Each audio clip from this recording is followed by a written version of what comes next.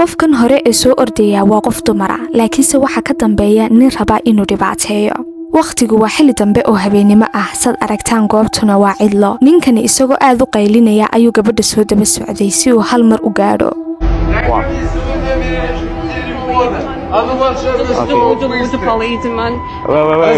Wait. What? Stop. Help me. Stop. Mate, no hands. She's my girlfriend, okay, mate? No hands.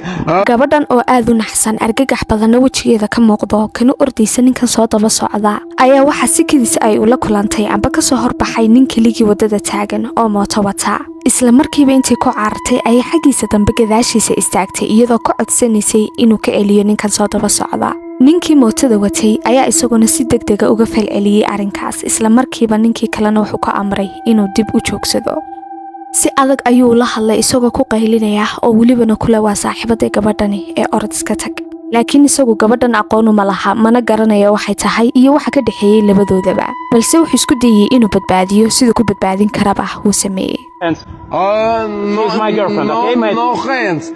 Okay, mate? Please, pass through. You can go, okay? Go, please, go. Okay. Oh my God, thank you so much. Are you okay? Yeah. Don't worry, everything's fine. Adios, okay, I'm here, I'm safe. Yeah, you're safe, everything's fine. Where are you going? I'm going home. I was just going from the bus station. I can bring you home if you want it. Oh my God, please, thank you. Thank Okay, you. don't worry, everything's fine. I'm here. Oh my God. Thank God you were here. Don't worry. Okay, you say I have second helmet. Where do you live? I live very nearby. All right, just show me road, yeah? Yeah, cool. Just don't worry, just okay. Breathe. Everything fine, yeah? Thank you. No problem. Oh my God, your hand's so shaky. Don't worry.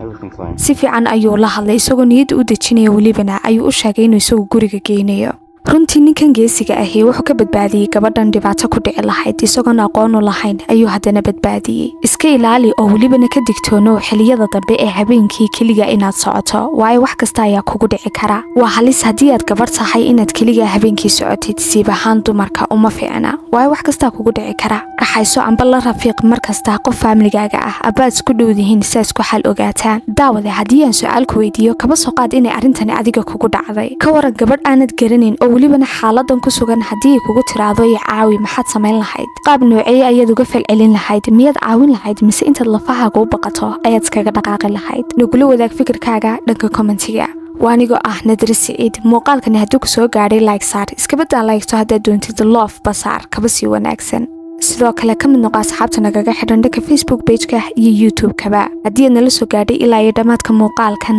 mahadsanid